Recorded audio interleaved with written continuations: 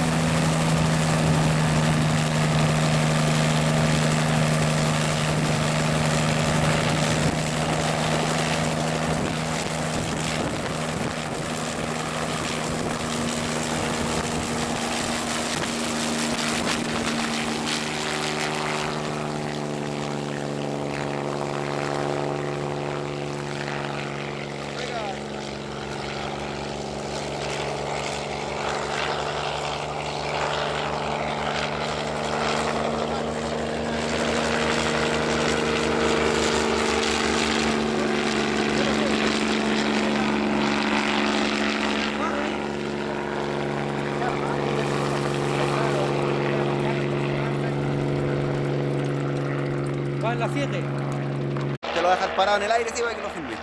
Ya.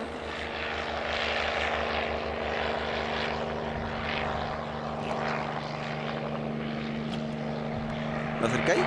¿Lo sabéis acercar? Capaz, más que tú.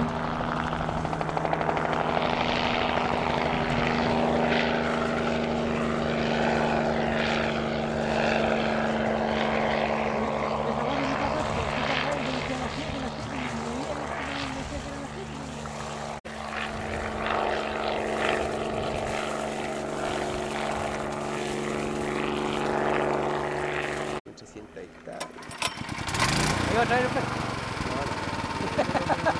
Siempre es de la mamá que va a traer el perro. Sí, Bueno, sí que traigo el perro.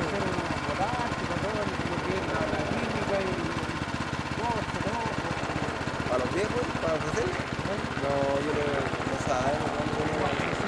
Es que nosotros cuando recién estábamos en helicóptero hicimos un día de campo. Pero respecto a lo que pasa, ¿se acuerda Rodrigo cuando estuvo los chicos en los otros? Dice que fue a revisar ayer.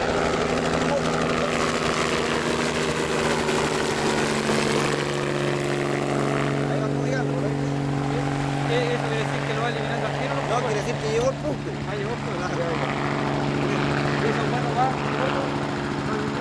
Funciona la agua, porque la duda que tenemos es de poca agua. Pero hasta acá llega el agua.